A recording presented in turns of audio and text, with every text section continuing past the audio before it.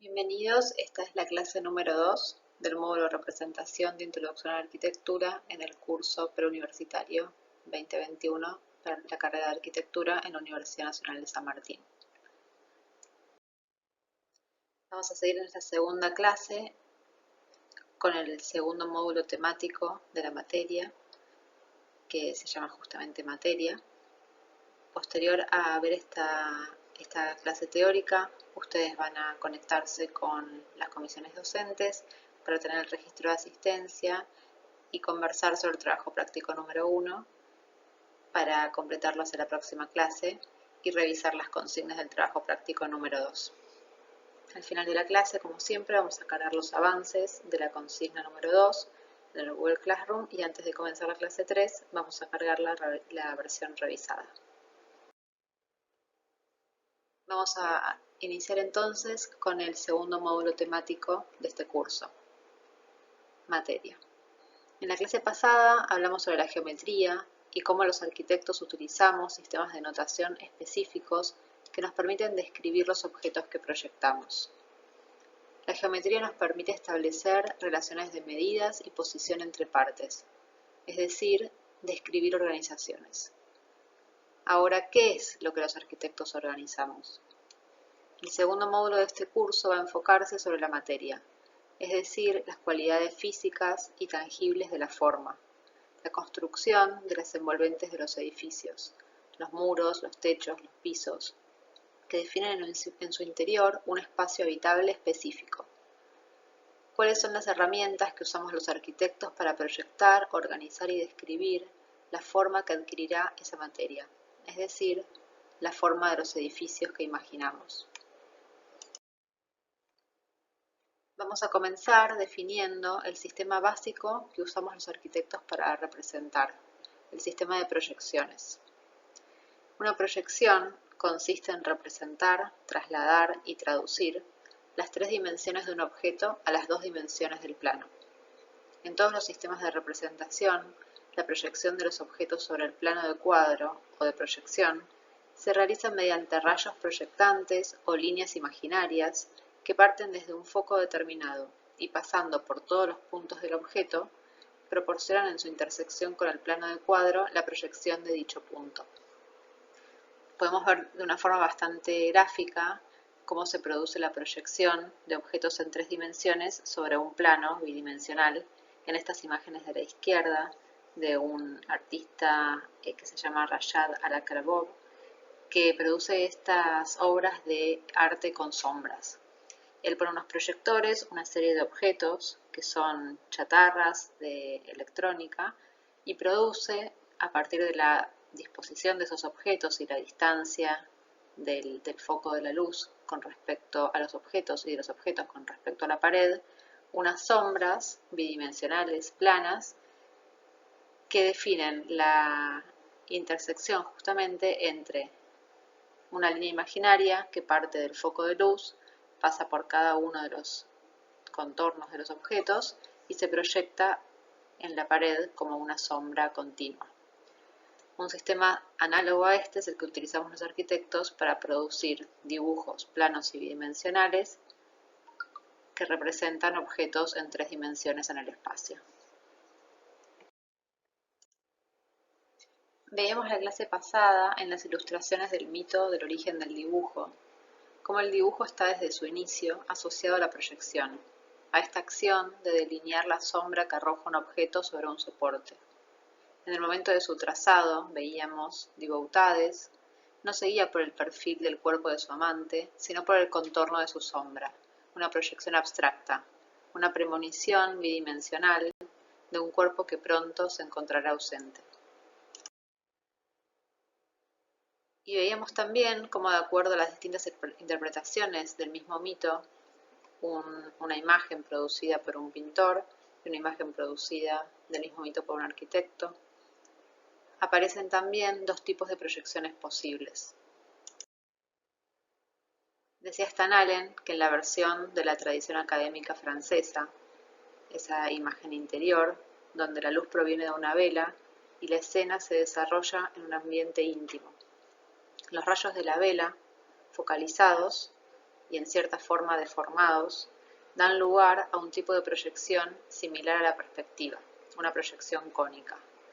Podemos ver cómo el foco de luz está presente en el cuadro, es esa vela que vemos acá atrás, el objeto que está proyectado es el cuerpo, y la proyección en la pared está deformada con respecto a la medida del cuerpo. La proyección de la cabeza de Diego Boutades tiene mayor tamaño que la cabeza real de ella. En la versión de Schinkel, la escena tiene lugar al aire libre y los rayos de sol son la fuente luminosa.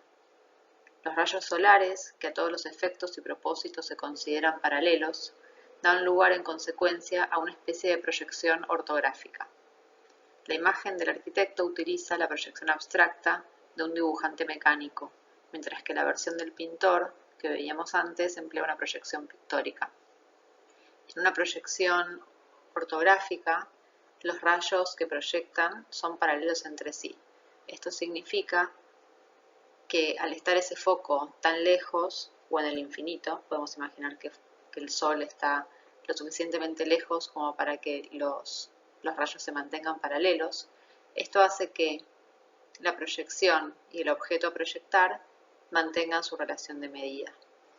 Si vemos la relación entre el objeto y su proyección, la medida de la cabeza se mantiene igual. Es decir, que los rayos que la proyectan son paralelos. Y en este caso, el foco del cual parten esos rayos no lo vemos porque está en el infinito. Este tipo de proyecciones ortográficas o paralelas son las que los arquitectos utilizamos para realizar dibujos bidimensionales.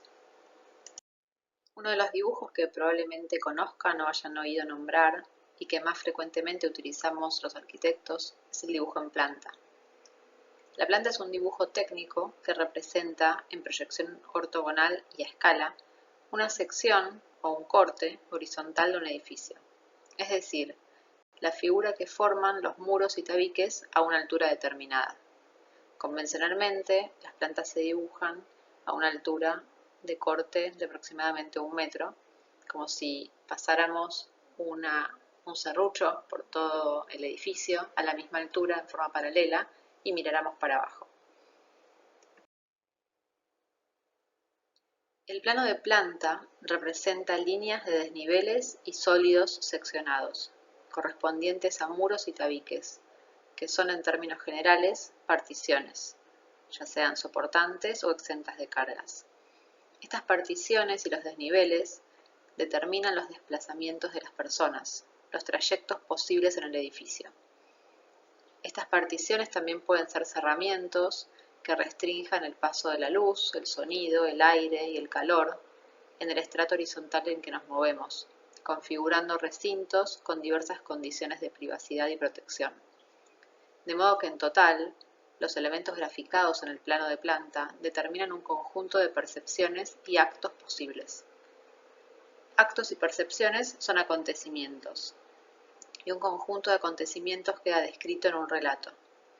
El plano de planta es un relato, no la narración imposible de todo lo que ahí podría suceder, sino más bien de aquello que puede asegurarse que no sucederá. El sentido de la arquitectura es dar esa específica seguridad para contrarrestar la precariedad de la existencia humana en su desnudez. La planta es entonces el plano del campo de juego de la vida de sus habitantes. En la arquitectura, el plano es un plan, una planificación. El arquitecto cuando dibuja, legisla. Como ya dijimos, al establecer un cierto orden de libertad a sus moradores, por dónde pueden moverse, hacia dónde pueden mirar, dónde pueden reunirse de a muchos y dónde pueden pasar de a pocos, por dónde va a entrar la luz, por dónde va a entrar el aire, por dónde pueden salir al exterior.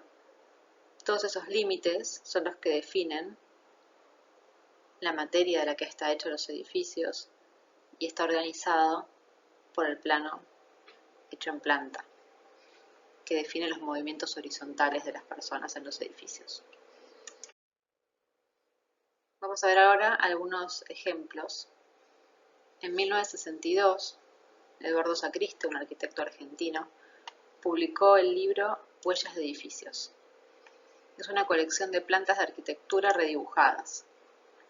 Como un dibujo sobre el suelo, la planta no solo anticipa la disposición de un futuro edificio. La planta también es una abstracción conceptual, y entendiéndola como una huella que inscribe una marca en el territorio, Sacriste activa ese potencial de esta herramienta más allá de su instrumentalización en el proceso de diseño. Él dice, cuando caminamos por el borde borroso de un lago y miramos las huellas de las pisadas de los animales, podemos ver que allí estuvo un caballo, una vaca, un elefante, una serpiente, un cangrejo, un pájaro. Si no reconocemos la huella, podemos adivinar fácilmente el tipo de animal que dejó allí su marca. En otras palabras, podemos clasificar la huella en algún grupo. Podemos inferir su volumen, el peso y otras particularidades del animal. Podemos juzgar porque tenemos una educación visual en tales huellas. Sacriste establece esta conexión entre una huella, el acto de descripción y el dibujo de una planta. La planta, dice Sacriste, es la imagen de la huella de un edificio. Es el impacto que deja contra el suelo un edificio. Ese contacto es peculiar en cada momento histórico. Las huellas que dejan cada época trasuntan mucho más de lo que a primera vista podemos imaginar. Esas huellas son algo así como la radiografía de la época. Reflejan las técnicas, lo social, lo económico y el alma misma de los pueblos. Verdadera huella del edificio sobre el suelo, la planta contiene una parte importante de las claves del proyecto, siendo al mismo tiempo medio de representación y herramienta de diseño para el arquitecto. Es el patrón del trazado y la instrucción para el constructor. Aunque la planta se presenta invisible para el habitante, ella determina con precisión la calidad de los espacios en que vivimos. En su expresión más económica, una planta delinea la distinción fundamental entre interior y exterior, adentro y afuera, privado y público, inclusión y exclusión, revelando por ende patrones de ocupación y formas de vida. Redibujada, o más bien reescrita, esta colección que nos propone Sacriste revela su naturaleza tipológica y ofrece un potencial diagramático para imprimir un lugar con ideas. Todas las plantas están normalizadas a la misma escala, empleando las mismas construcciones de dibujo. Las plantas de Sacriste se detienen en un solo plano, y los 45 edificios que redibuja se despojan de sus pasados y de sus historias para convertirse en estructuras abstractas, sin historia, sin geografía, que se descontextualizan del entorno en donde están, de la época en que fueron hechos, y producen una versión atemporal en el papel, que podemos ahora ver juntas y comparar. Vemos en este caso una serie de algunos de los edificios que Sacriste dibuja, y vamos a ver un poco más en detalle algunos para empezar a entender cuáles son estas diferencias. La colección de dibujos cubría desde el Partenón de Atenas a Notre Dame, a una sala de un templo egipcio o la sede de las Naciones Unidas en Nueva York de mediados del siglo XX. Todas a la misma escala y utilizando la misma técnica. Recorriendo algunos de estos dibujos y acompañándolos por fotografías, podemos ver qué clase de objetos y espacios definen estas plantas, o qué clase de huella va a dejar cada edificio en el territorio.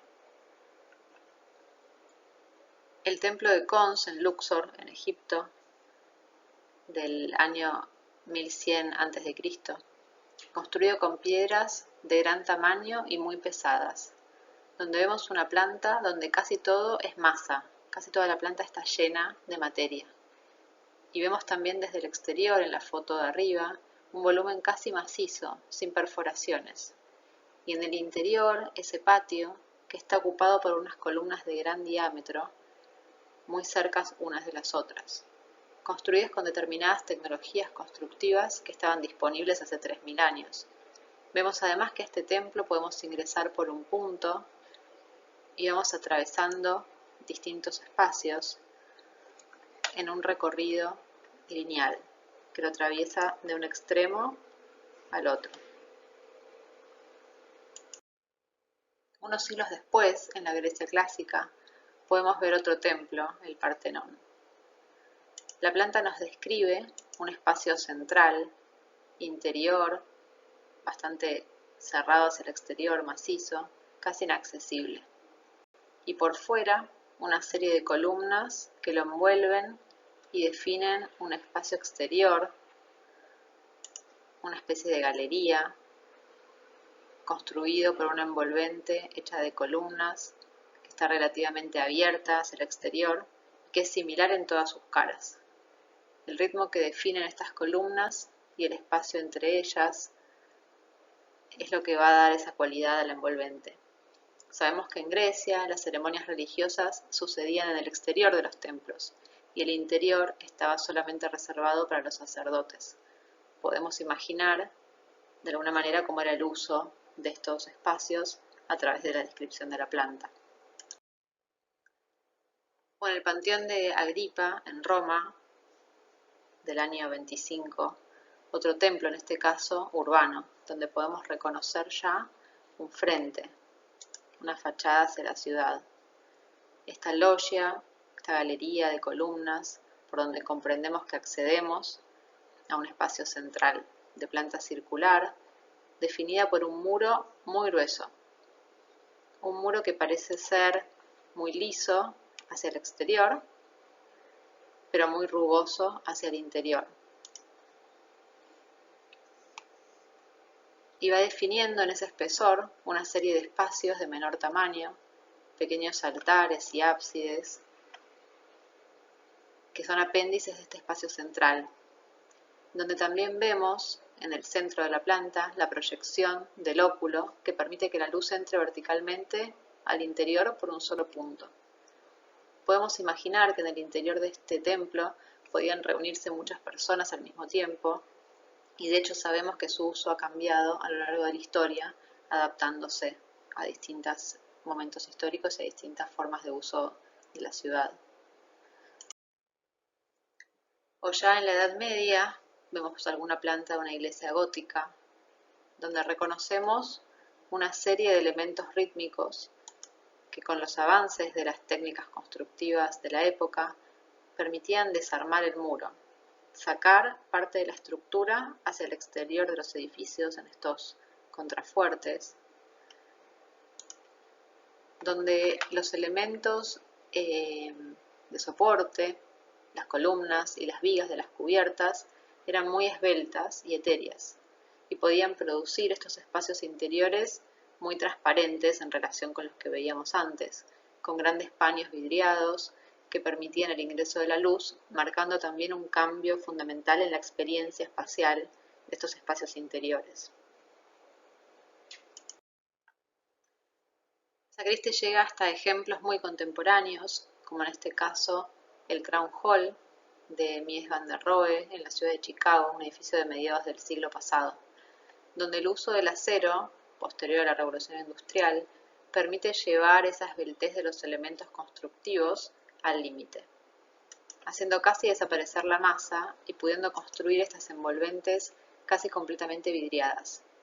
Si vemos la planta, el espesor de los elementos se redujo de manera significativa. Casi que se confunden las líneas que marcan la grilla organizativa del edificio con el espesor de las paredes. No podemos distinguir una cosa de la otra.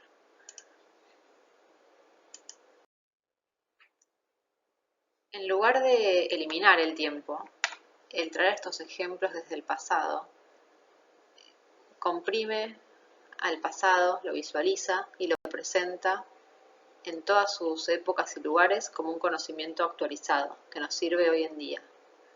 Extraídas y editadas, estas plantas son tipificadas a través de un acto de abstracción que no es ni mecánico ni neutral, porque al representar estos proyectos de forma tan genérica, equivalente y en tiempo presente, se convierten en huellas, en trazos fundamentales en un pedazo de tierra. En esta versión más abstracta del dibujo, que es la del redibujo, los edificios se reducen a un repertorio de diagramas intencionados que nos permite sacar información de ahí y poder usarla actualizada hoy en día. Vamos a ver ahora algunos libros clásicos de la historia de la arquitectura del siglo XVIII y XIX que utilizan la planta arquitectónica para dibujar y redibujar, como Sacriste, series de edificios en un mismo formato. El primero que vamos a ver es las ruinas de los más bellos monumentos de Grecia, de 1758, donde Julien David Leroy utiliza un marco de dibujo comparativo para registrar el desarrollo de la iglesia cristiana en el tiempo. Dibujadas en una escala unificada para poder hacer una comparación, Leroy construye una historia de la iglesia cristiana y la evolución de sus disposiciones, desde el reinado de Constantino el Grande hasta nuestros días. Una comparación entre la arquitectura de los templos egipcios, hebreos, fenicios, griegos, romanos y cristianos en Occidente.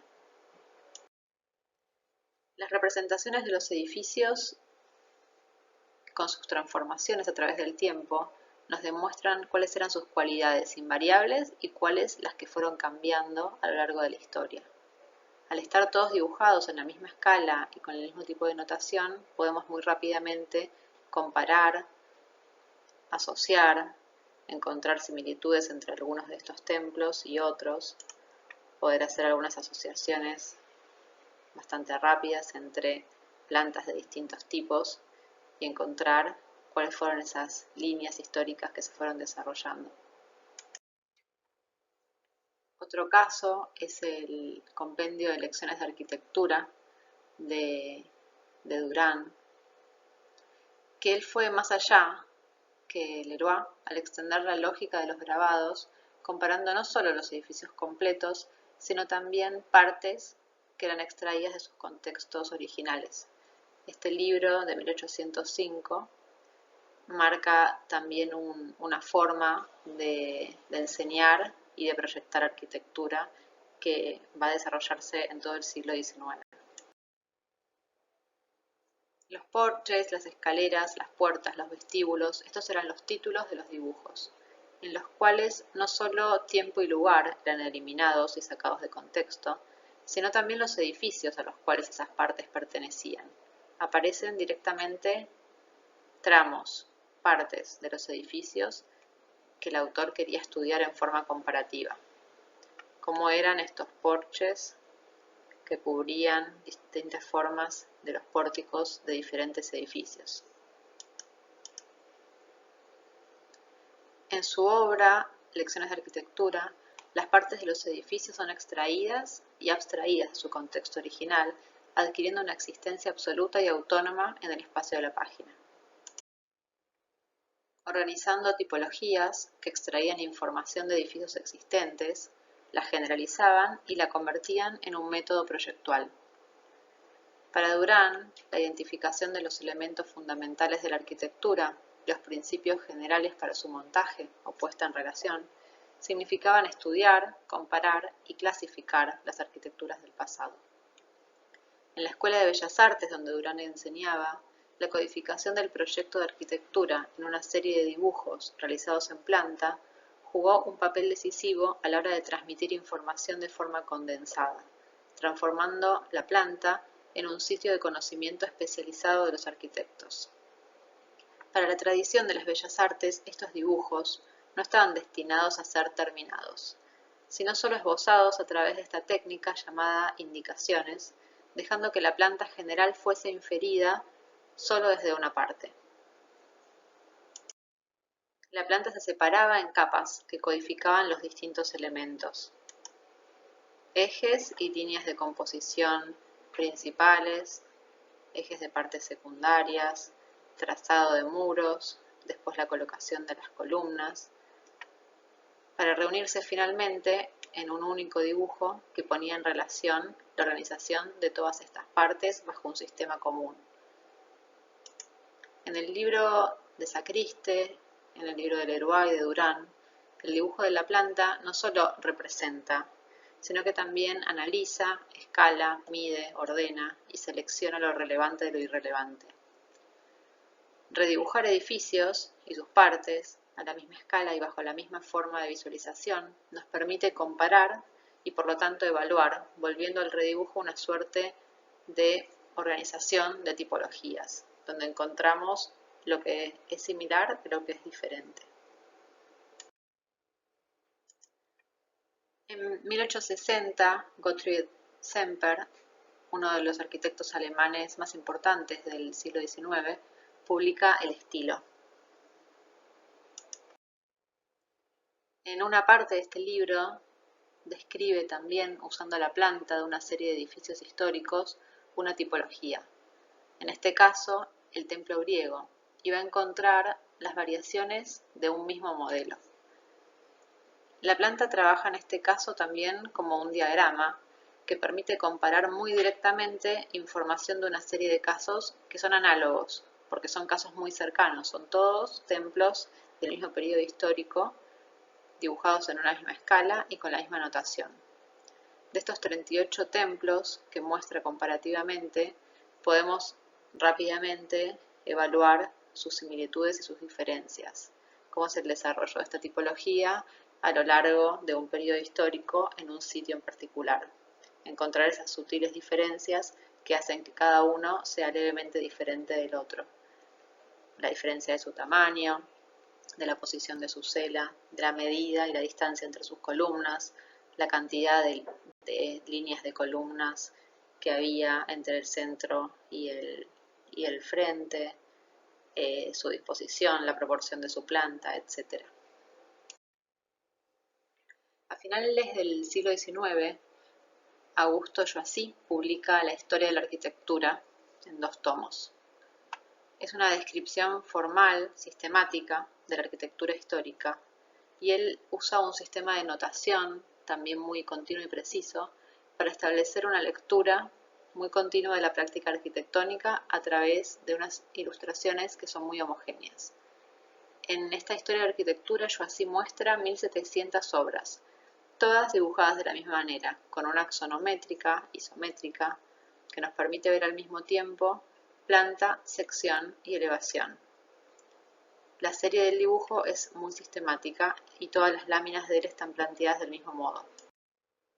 Vamos a ver algunas que generalmente son vistas cenitales y solo muestran fragmentos de los edificios, en ningún caso vemos la imagen total. Son vistas en axonometría, es decir, representando los 3 ejes de un objeto tridimensional, y vistas desde abajo, algo que era prácticamente inédito en los libros de historia. El verlo desde abajo nos permite comprender la relación entre la planta y el volumen del edificio. Y podemos ver acá algunos de los edificios emblemáticos de la historia de la arquitectura que ya recorrimos antes, como el Partenón o el Panteón de Roma, o algunas iglesias románicas de la Edad Media. Este dibujo pone en relación al volumen del edificio con su planta, haciendo énfasis en la forma en que el edificio llega al terreno, algo parecido a lo que hacía Sacriste, entendiendo esas huellas de los edificios, pero en 3 dimensiones, entendiendo cómo varía esa relación entre el edificio y el suelo a lo largo de la historia. Aquí podemos ver al mismo tiempo la materia, es decir, los muros, las columnas, los pilares y el espacio que esa materia define. Y podemos nuevamente interpretar cómo va a ser esta relación específica entre planta y espacio interior en cada periodo histórico, pudiendo relacionar las formas de construcción y las formas de uso en estos edificios. Aquí, a diferencia de los casos que veíamos en Semper o también en Durán, la serie hace continuas y comparables partes de contextos muy alejados en el tiempo y en el espacio. No toma el desarrollo de una misma tipología, sino edificios muy diferentes entre sí, un templo griego, una terma romana, una catedral gótica, y podemos no concentrarnos en la variación de la tipología, sino en las diferencias de organización en relación a las técnicas constructivas de cada época. El edificio entonces está descontextualizado a través de esta técnica de dibujo continua y precisa, que es el dibujo axonométrico en 3 dimensiones, que elimina los puntos de fuga y el sujeto y saca de lugar al objeto en el espacio y también en el tiempo. Vemos a todas estas partes comparables entre sí, concentrándonos solamente en un tema que queremos estudiar. En estas axonométricas de Joassi podemos ver no solo la organización en planta de los elementos, sino también los sistemas constructivos y las formas de combinación entre las partes. Y ver el progresivo paso de las técnicas de construcción masivas en los primeros edificios a sistemas más complejos de combinación de partes. En este texto que vamos a leer ahora un extracto de Reiser y Umemoto, describen esa cualidad de la arquitectura de moverse entre la continuidad y la discontinuidad. Dice, solo la naturaleza es verdaderamente continua. Los constructores de edificios deben confrontar con la construcción en partes. Operando así, desde el pecado original, el deseo de continuidad y discontinuidad es el origen del placer y el dolor, la virtud y el vicio. El hombre es finito, y así también lo son sus productos. La arquitectura moderna establece en este sentido un nuevo contrato con los medios de producción. Si veíamos en los edificios de Grecia, de Roma, de la antigüedad, esta construcción masiva con materiales casi uniformes en todo el edificio, construidos con piedra, utilizando sistemas muy artesanales. La arquitectura moderna, posterior a la Revolución Industrial, valiéndose de estos avances industriales y de la fabricación en serie de muchos de esos elementos, junta estas formas de producción con algunas tradiciones artesanales que aún continúan vigentes.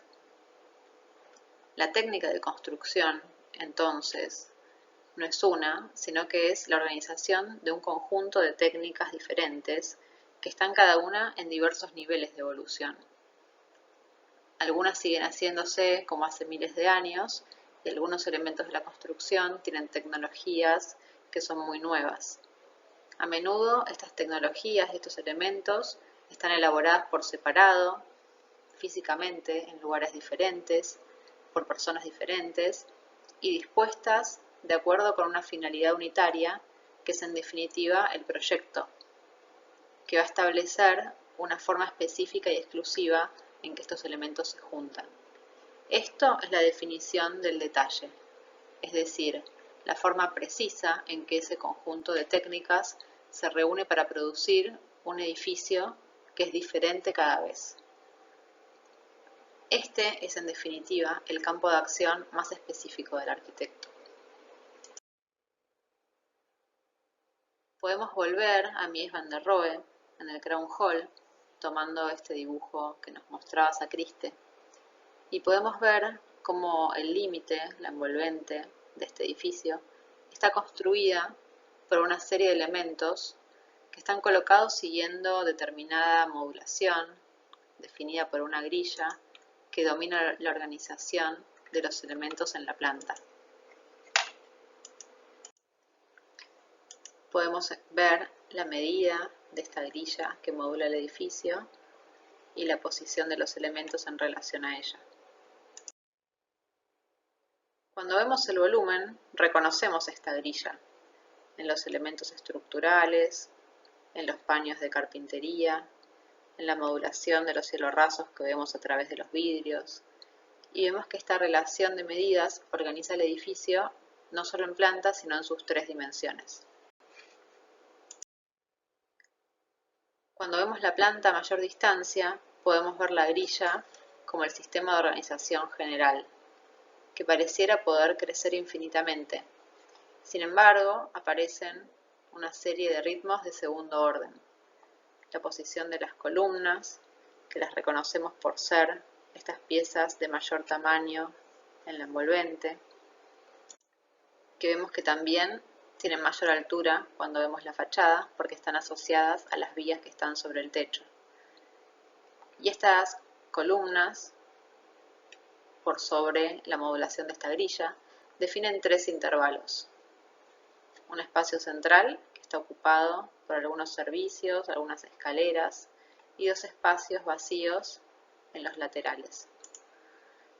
En este eje central reconocemos también el acceso al edificio. Cuando vemos en el dibujo de la derecha a mayor escala el detalle de la envolvente, reconocemos esa serie de elementos constructivos que responden a la modulación de la grilla. Las columnas de soporte, de mayor tamaño, estas columnas secundarias de menor tamaño que soportan la fachada, los parantes de la carpintería metálica, que son los que alojan a los vidrios.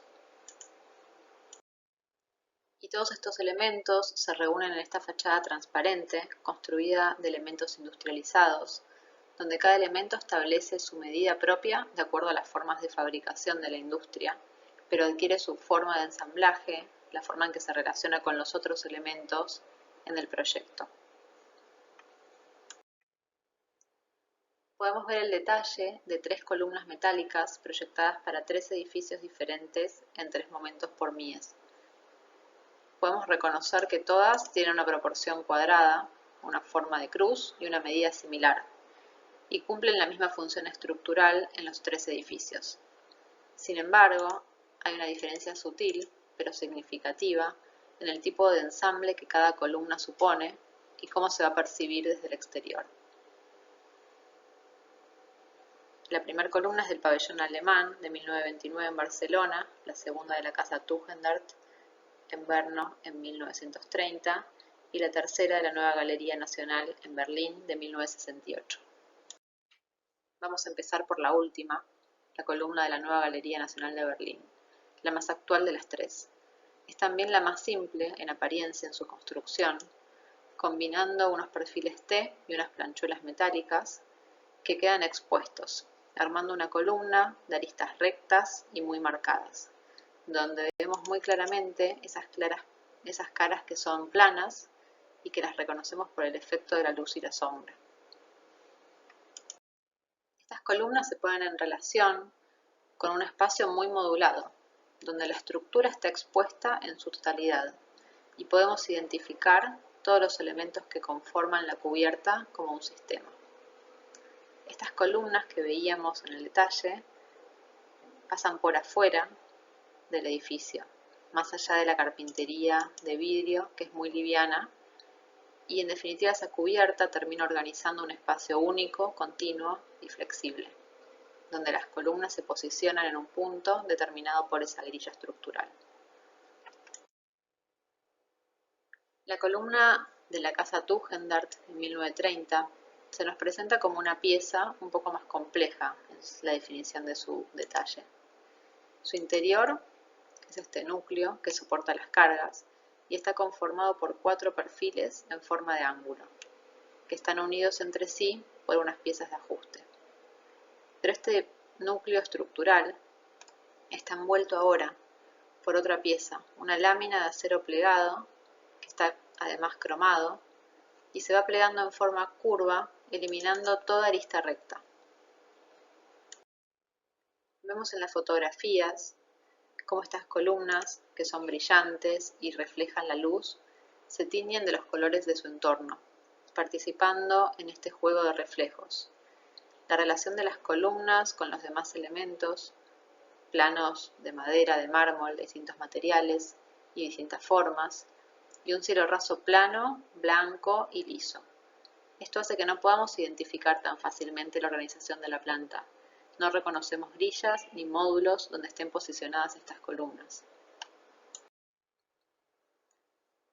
La primera de las columnas, la del pabellón de Barcelona de 1929, se da en una situación similar. Una columna de hierro macizo envuelta por una lámina de metal cromado, en este caso con bordes más rectos, pero que nuevamente utiliza la cualidad de esta superficie reflejante para relacionarse con lo que la rodea. Podemos ver cómo el elemento de columna refleja y toma parte de los brillos y colores del pabellón. Reconocemos sus caras brillantes e iluminadas en contraste con otras caras en sombra. También acá la columna aparece como un elemento que se pone en relación con otra serie de elementos en una organización de partes. Vemos que hay planos de distintos materiales, verticales, horizontales, carpinterías, otros elementos lineales. Algunos planos son de mármol, otros de vidrio, las carpinterías también están cromadas. Reconocemos que todos son materiales brillantes, que producen reflejos múltiples y variados, desorientando al visitante en un espacio que es continuo y difuso. Espacio que se nos hace transparente y comprensible desde la organización de la planta. La planta que nos revela la organización de estos elementos, los módulos estructurales que dan la posición a las columnas, las grillas que modulan los pisos, los planos que definen distintos espacios. La planta nos permite comprender la clase de relación entre interior y exterior que propone este edificio, las medidas de los distintos espacios, el espesor de los límites que nos hace imaginar una posible transparencia y continuidad espacial. Sin embargo, no nos cuenta demasiado sobre esa experiencia, que está definida por las cualidades y los comportamientos de esa materia, que la planta organiza, pero que no describe tan exhaustivamente, que se termina de definir por la inclusión del color, del reflejo, de la transparencia y de la luz. Podemos ver en la planta de un proyecto no construido de Mies, de 1924, Casa de Campo de Ladrillos, una organización que podemos entender muy análogamente a la del pabellón, una serie de planos ortogonales que no se tocan entre sí y definen un espacio continuo donde podemos imaginar que vemos a través de esos planos hacia el paisaje casi infinito. Sin embargo, cuando vemos con mayor atención la planta, descubrimos en la forma de dibujar esos muros una huella material diferente.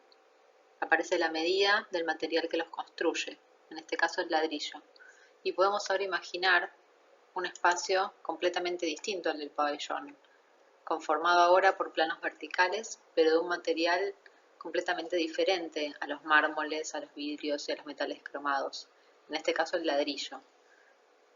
Un mampuesto, opaco, rugoso, uniforme, donde la experiencia espacial será seguramente diferente a la experiencia del pabellón, a pesar de que la organización en planta sea muy similar. Y podemos volver ahora a las casas con las que estamos trabajando para empezar a identificar, conociendo ya el tipo de organización geométrica que tienen, cómo es ahora la materia de las que están proyectadas. Cómo son esos muros, sus columnas, sus ventanas, sus cubiertas, sus pisos, cómo es el espesor de esos límites, qué tipo de relación establece cada una de estas casas entre el interior y el exterior, qué formas de uso proponen. Vamos a seguir entonces con la segunda consigna, que se corresponde al módulo 2, materia. Sobre la misma hoja que habíamos trabajando la semana pasada, vamos a continuar dibujando ahora un nuevo conjunto de líneas que permitan determinar el contorno y entorno de estructuras, muros y tabiques, la posición de ventanas y puertas, la proyección de otros elementos en altura, la descripción de elementos que conforman pisos y solados, es decir, toda la materia organizada en esa planta. Considerarse al incluir esta información sobre la casa, se deduce que las líneas establecen alguna forma de organización concreta, continuidades, discontinuidades, semejanzas, variaciones, diferencias, etc., y dibujarla con la mayor precisión posible. Este dibujo se va a realizar en línea color negro. Es probable que cuando hagamos este nuevo dibujo, sobre las grillas y los ejes que teníamos dibujados en línea roja la semana pasada, algo de esa infraestructura se afecte porque descubramos nueva información. Este es un dibujo, un trabajo progresivo que tiende a revisar, acumular y redibujar. Es probable que al aparecer esta nueva información pongamos en crisis lo que hicimos hasta ahora, pero la idea es que sea un trabajo acumulativo. Así que nos vamos a encontrar ahora la próxima clase para el tercer módulo temático. Cuando terminen de ver esta teórica, pueden completar el formulario y seguir con el resto de la clase. Muchas gracias, hasta luego.